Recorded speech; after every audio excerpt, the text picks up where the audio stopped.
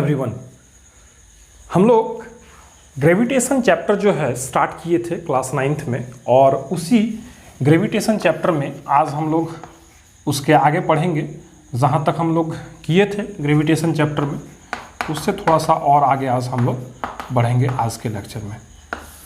तो last class में हम लोग जो है न्यूटन्स का यूनिवर्सल ग्रेविटेशन लॉ, उस चीज़ को हम लोग पढ़े थे, जो कि हम लोग वहाँ से निकाल कर एक फॉर्मूला को जो है रखे थे, that is F is equals to G m1 m2 by R square. इस चीज़ को हम लोग निकाल कर रखे थे लास्ट क्लास में। तो आज के क्लास में हम लोग क्या करने वाले हैं, आज के क्लास में हम लोग देखेंगे acceleration due to gravity. Acceleration due to gravity. अब ये एक्सेलरेशन ड्यू टू ग्रेविटी ये है क्या चीज़, इस चीज़ को सबसे पहले हम लोग समझते हैं। तो देखिए, हम इसके लिए एक छोटा सा एग्जांपल लेते हैं। जैसे कि मान लीजिए ये हमारा अर्थ है, ये हमारा अर्थ है, दिस इज आवर अर्थ। अब इस अर्थ में हम लोग क्या कर रहे हैं कि इसके सरफेस में हम लोग हैं, ये जो अर्थ का सरफेस है इस पे हम लोग रहते हैं। अब इस अर्थ सरफेस से अगर हम एक बॉल को जो है उछाले, ऊपर की ओर उछाले, है ना, तो ऊपर की ओर अगर हम एक बॉल को उछाले तो देखेंगे इस टाइप से, अगर हम उछाले बॉल को, है ना, तो हम लोग ये जो है F is equals to G m1 m2 by R square वाला जो एक्सप्रेशन हम लोग लाए थे न्यूटन्स ग्रेविटेशन लॉ से, उस लॉ के अकॉर्डिंग हम लोग ये चीज को जाने थे क्या, कि इस यूनिवर्स में हर एक ऑब्जेक्ट एक दूसरे ऑब्जेक्ट को अट्रैक्ट करता है, और उसमें जो लगने वाला फोर्स है, उन दोनों ऑब्जेक्ट के बीच में जो फोर्स लगेगा उसी का एक्सप्रेशन हम लोग निकाल कर रखे थे। तो अब जो है ये हमारा एक ऑब्जेक्ट यहां पर अर्थ है, और ये दूसरा ऑब्जेक्ट हमारा क्या है, बॉल है ना, ये बॉल है हमारा। तो इस बॉल और इस अर्थ के बीच में भी जो है एक फोर्स लग रहा होगा, है ना, और हम लोग ये चीज जानते हैं कि ये फोर्स जो है अलोंग इट्स एक्सिस, मींस इस बॉल का एक्सिस और सेंटर का जो है एक्सिस, जो मींस इन दोनों के सेंटर को ज्वाइन करेगा, उसका जो एक्सिस है, इस एक्सिस के अलोंग जो है वो फोर्स लगेगा। इस तरह का जो फोर्स होता है, जो दो ऑब्जेक्ट के सेंटर के एक्सिस के अलोंग लगता है, ऐसे फोर्स को हम लोग सेंट्रल फोर्स के नाम से भी जानते हैं, सेंट्रल फोर्स के भी नाम से जानते हैं। हम लोग पिछले क्लास में सेंट्रीपिटल फोर्स जो है समझे थे, और आज हम लोग क्या समझ रहे हैं कि दो ऐसा ऑब्जेक्ट जो दोनों के सेंटर के एक्सिस के अलोंग अगर फोर्स लग रहा है, तो वैसे फोर्स को हम लोग सेंट्रल फोर्स बोलेंगे। इसका मतलब कि ये ऑब्जेक्ट जो बॉल है और ये जो हमारा अर्थ है, इन दोनों के सेंटर के एक्सिस का अलोंग जो फोर्स लगेगा, दैट इज ये फोर्स। तो ये फोर्स मींस कौन सा फोर्स, ग्रेविटेशनल फोर्स। ये ग्रेविटेशनल फोर्स किस नेचर का फोर्स है, वो एक सेंट्रल फोर्स है। वो कैसा फोर्स है, ये एक सेंट्रल फोर्स है। क्यों, क्योंकि ये एक ऑब्जेक्ट से दूसरे ऑब्जेक्ट के सेंटर को जोड़ने वाला जो एक्सिस है, उस एक्सिस के अलोंग ये फोर्स हमेशा जो है लगेगा।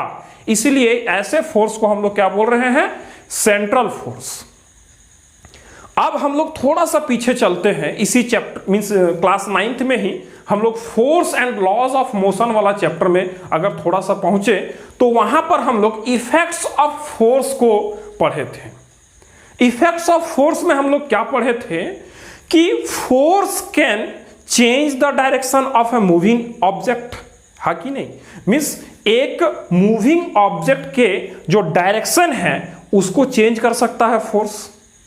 दूसरा बात कि एक ऑब्जेक्ट जो स्टेशनरी है, उस स्टेशनरी ऑब्जेक्ट को जो है फोर्स जो है मूव करवा सकता है, force can move an stationary object, एक स्टेशनरी ऑब्जेक्ट को क्या कर सकता है, वो मूव करवा सकता है।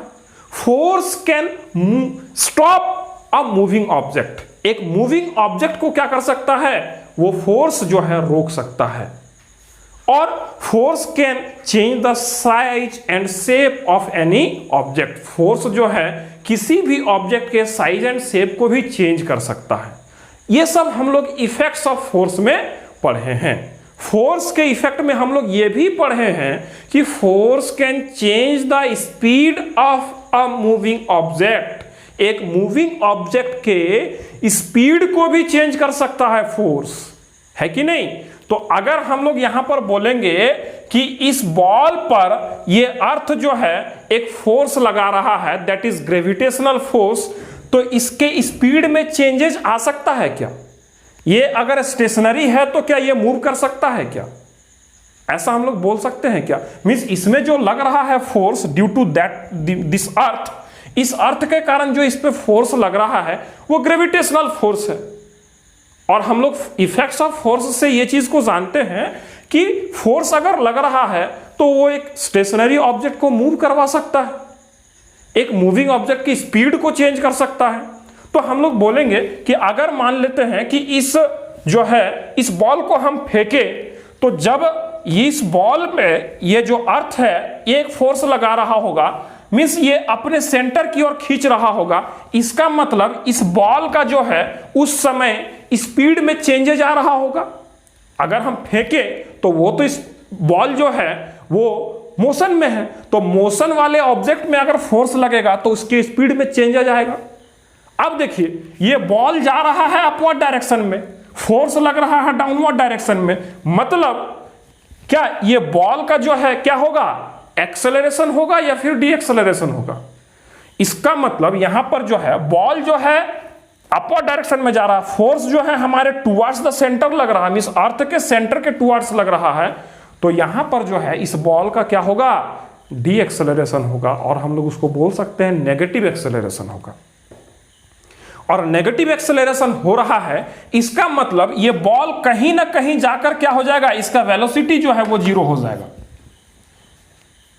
कहीं ना कहीं कोई एक सर्टेन हाइट में पहुंचने के बाद इस बॉल का जो वेलोसिटी है वो जीरो हो जाएगा। मींस कहीं ना कहीं जाकर ये बॉल जो है वो क्या होगा, रुक जाएगा। रुकने के बाद फिर से इस पे कंटिन्यूअसली वो फोर्स तो लग ही रहा है, वो जो ग्रेविटेशनल फोर्स इस पर लग रहा था वो तो लग ही रहा है। उस समय जो फोर्स लग रहा था वो मोशन के ऑपोजिट डायरेक्शन में लग रहा था, जिसके कारण इसमें डी एक्सेलरेशन हुआ, मींस नेगेटिव एक्सेलरेशन हुआ। लेकिन अब जो है ये ऑब्जेक्ट जो है ये रुक चुका है, तो ये जो है अब मोशन में आएगा। क्यों? क्योंकि इस पर अभी भी फोर्स लग रहा है। अब जो मोशन होगा वो towards the centre of the earth होगा। अब जो मोशन होगा इस ऑब्जेक्ट का वो towards the centre of the earth होगा। अब जो है जब इस पे कंटिन्यूअसली फोर्स लगता रहेगा, ये मोशन में आ जाएगा ये बॉल, उसके बाद भी कंटिन्यूअसली इसमें फोर्स लगता रहेगा, तो इसमें क्या होगा, एक पॉजिटिव एक्सेलरेशन होगा। मींस हम लोग सिंपली क्या कह सकते हैं कि ये बॉल जो है ये एक्सेलरेट करेगा। ये बॉल क्या करेगा, एक्सेलरेट करेगा। तो इसी एक्सेलरेशन और डी एक्सेलरेशन को जो है हम लोग यहां पर नाम देंगे एक्सेलरेशन ड्यू टू ग्रेविटी। क्यों? क्योंकि देखिए यहां पर जो भी एक्सेलरेशन और डी एक्सेलरेशन हो रहा है वो ग्रेविटेशनल फोर्स के कारण हो रहा है। तो एक्सेलरेशन और डी एक्सेलरेशन तो हम लोग समझ चुके हैं इसके पिछले चैप्टर्स में ही, लेकिन यहां पर इस फोर्स के कारण जो एक्सेलरेशन और डी एक्सेलरेशन हो रहा है, इसलिए इसको हम लोग क्या नाम दे दिए, एक्सेलरेशन ड्यू टू ग्रेविटी, है ना। तो इस चीज को हम लोग एक्सेलरेशन ड्यू टू ग्रेविटी को जो है हम लोग इस तरीके से जो है समझ सकते हैं, इस तरह से जो है इसको हम लोग अपने दिमाग में बैठा सकते हैं, है ना। तो अब जो है हम लोग एक्सेलरेशन ड्यू टू ग्रेविटी को जो है समझ चुके हैं। अब इसी पर जो है एक फ्री फॉल है, फ्री फॉल को हम लोग किस तरह से डिफाइन करेंगे और फ्री फॉल होता क्या है उस चीज को भी हम लोग समझते हैं। अभी अगला चीज यहां पे इसी पे आ रहा है, वो फ्री फॉल। फ्री फॉल क्या चीज है?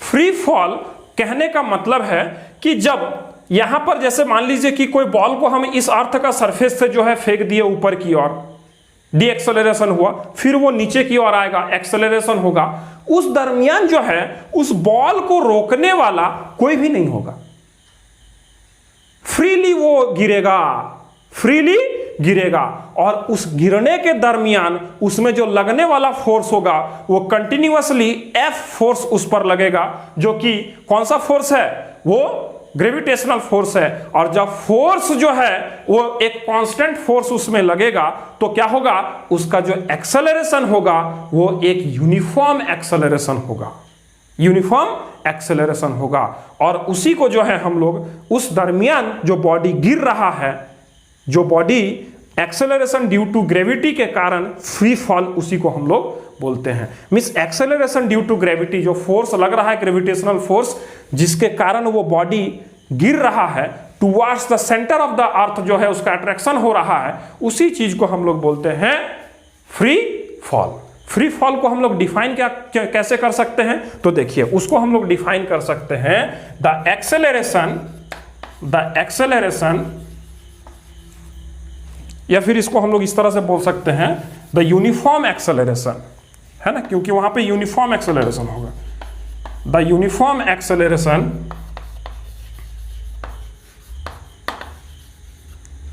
which is produced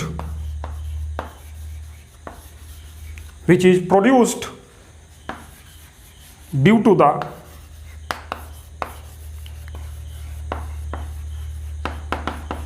gravitational force,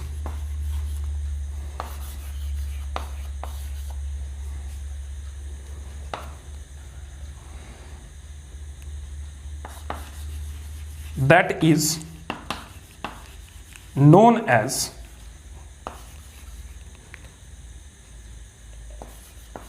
acceleration due to gravity, acceleration due to gravity। हम लोग यहां पर एक्सेलरेशन ड्यू टू ग्रेविटी को जो है डिफाइन कर दिया, क्या? The uniform acceleration which is produced due to the gravitational force that is known as acceleration due to gravity. Means gravitational force के कारण जो भी यूनिफॉर्म एक्सेलरेशन प्रोड्यूस होगा किसी भी बॉडी में, उसी को हम लोग क्या बोलेंगे? उसको हम लोग बोलेंगे एक्सेलरेशन ड्यू टू ग्रेविटी। अब ये एक्सेलरेशन हम जैसा कि बताएं क्या होगा कि ये जो है ये नेगेटिव भी हो सकता है और पॉजिटिव भी हो सकता है। नेगेटिव एक्सेलरेशन को हम लोग रिटार्डेशन, डी एक्सेलरेशन के नाम से भी जानते हैं, और पॉजिटिव एक्सेलरेशन को हम लोग सिंपली एक्सेलरेशन के नाम से जानते हैं। अब जो है हम लोग फ्री फॉल को जो है डिफाइन करते हैं। क्या free fall? Free fall the freely falling of a body under the force of gravitation, under the force of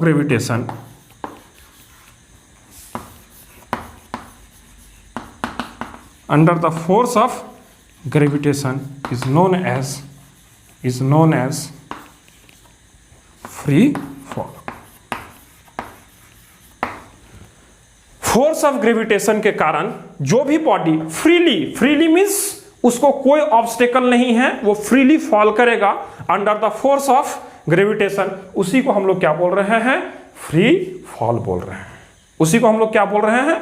free fall बोल रहे हैं। अब जो है हम लोग इसी के आगे थोड़ा सा चलेंगे और जो है ये एक्सेलरेशन ड्यू टू ग्रेविटी को जो है हम लोग कैलकुलेट करके देखेंगे, और एक्सेलरेशन ड्यू टू ग्रेविटी का जो है एक एक्सप्रेशन अभी हम लोग निकालेंगे और देखेंगे कि एक्सेलरेशन ड्यू टू ग्रेविटी का जो है वो फिजिकल मैथमेटिकल एक्सप्रेशन को जो है हम लोग निकालेंगे, और उस एक्सेलरेशन को हम लोग कैसे फाइंड आउट कर सकते हैं, एक्सेलरेशन ड्यू टू ग्रेविटी का उसका वैल्यू को भी फाइंड आउट करके हम लोग देखेंगे। चलिए आगे चलते हैं।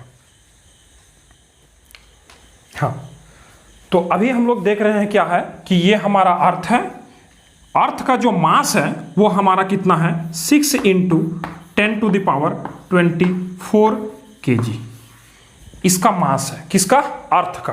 अर्थ का जो मास है वो हमारा कितना है? 6 × 10⁻24 kg। और अगर अर्थ का हम रेडियस का बात करेंगे तो अर्थ का जो रेडियस है वो है 6.4 × 10⁻6 मीटर।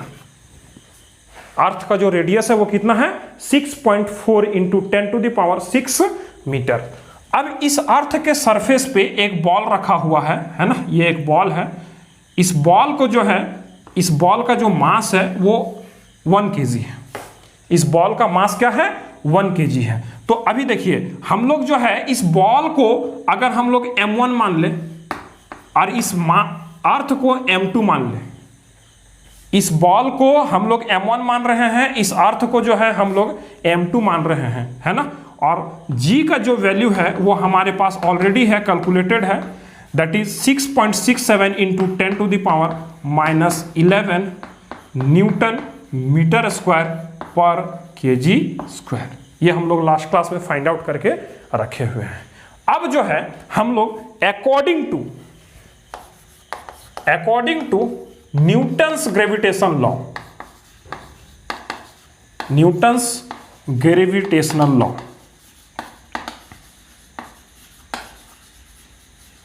क्या है? According to Newton's gravitational law अगर हम बात करें, क्या बात करें कि इस बॉल और इस अर्थ के बीच में क्या फोर्स लग रहा होगा, तो हम उस एक्सप्रेशन को क्या लिख सकते हैं? F = G m1 m2 by r²। यहां पर हम लोग लिख सकते हैं इस चीज को, है ना। अब जो है हम लोग according to Newton's second law of motion, force and laws of motion वाले चैप्टर से जो है हम लोग इसको लेंगे, Newton's second law of motion. वो क्या है? वहां पर जो फोर्स का वैल्यू आता है वो आता है that is F = m × a। Here a is what? Acceleration. a क्या है? यहां पर एक्सेलरेशन है। और हम लोग जो है यहां पर जो ग्रेविटेशनल फोर्स के कारण जो एक्सेलरेशन होगा, उस एक्सेलरेशन को जो है हम लोग यहां पर लेटर A से नहीं डिनोट करेंगे, यहां पर उसको जो है हम लोग एक अलग नोटेशन देंगे और यहां पर उसको हम लोग एक लेटर G से उसको डिनोट करेंगे। मींस हम लोग एक्सेलरेशन ड्यू टू ग्रेविटी को जो है वो G से जो है डिनोट करेंगे, स्मॉल g से, है ना। कैपिटल G हमारा यूनिवर्सल ग्रेविटेशन कांस्टेंट है और ये स्मॉल g को हम इंट्रोड्यूस कर रहे हैं, that is acceleration due to gravity, and this we have to calculate here. हम लोगों को इस g का एक्सप्रेशन चाहिए कि ये g का एक्सप्रेशन क्या होगा, है ना। अभी देखिए अगर हम इस फोर्स के इक्वेशन को इक्वेशन 1 मान ले और इस वाले फोर्स के इक्वेशन को इक्वेशन 2 मान ले, है ना। इस वाले फोर्स के इक्वेशन को हम लोग 1 मान ले और इस वाले फोर्स के इक्वेशन को हम लोग 2 मान ले, तो हम लोग देखिए force = G m1 m2 by r² है। यहां पर भी फोर्स = m × g है। मींस दोनों ही जो एक्सप्रेशन है वो फोर्स के लिए है। मींस यहां पर LHS जो है दोनों का वो बराबर है, तो हम लोग बोल सकते हैं कि RHS भी बराबर होगा, दोनों का आपस में RHS भी बराबर होगा। तो हम लोग यहां पर लिख सकते हैं from equation 1 and 2, from equation 1 and 2 we can write here what? G m1 m2 by what? r² = m × g। और यहां पर जो फोर्स का एक्सप्रेशन हम लोग लिखे हैं mass into acceleration due to gravity, तो यहां पर जो है ये मास किसका है? इस बॉल का है, इस बॉल का है। ये इसीलिए यहां पर क्या हो जाएगा? m1 हो जाएगा। तो यहां पर ये m1 हो जाएगा, है कि नहीं? ये यहां पर m1 हो जाएगा। तो अभी देखिए अब जो है, अब ये दोनों को जब हम इक्वेट करेंगे तो देखिए ये m1 और ये m1 कैंसल आउट हो गया। क्या कैंसल आउट हो गया?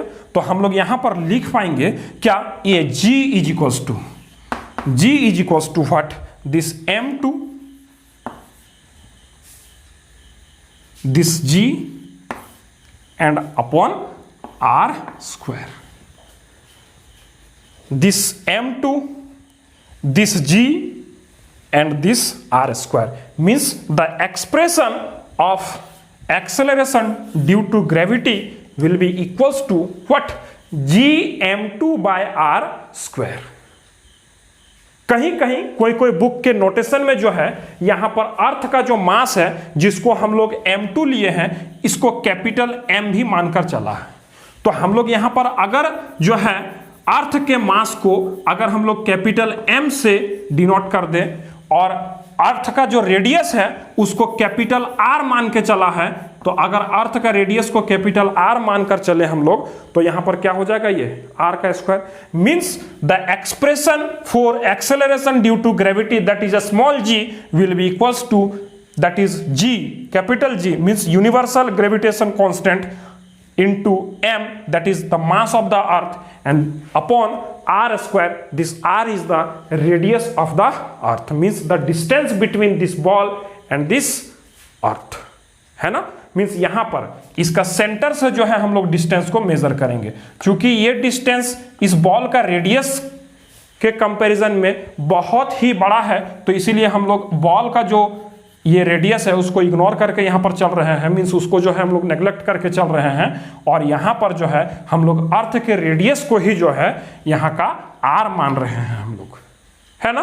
अब जो है अगर हम लोग इस एक्सप्रेशन पर अगर हम m means that capital M अर्थ का जो मास है उसका वैल्यू हमको पता है वो, and that is r is the radius of the earth, जो कि इसका वैल्यू हमको पता है, एंड दिस g का वैल्यू भी हमको पता है, तो ये तीनों का वैल्यू हम जब पुट कर देंगे इस एक्सप्रेशन पे तो हमको जो स्मॉल g है that is acceleration due to gravity उसका जो वैल्यू है हमको मिल जाएगा। तो आइए उसको भी हम लोग कैलकुलेट करके देखते हैं।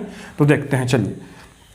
Here g will be equals to g means what? 6.67 into 10 to the power minus 11 into m is what?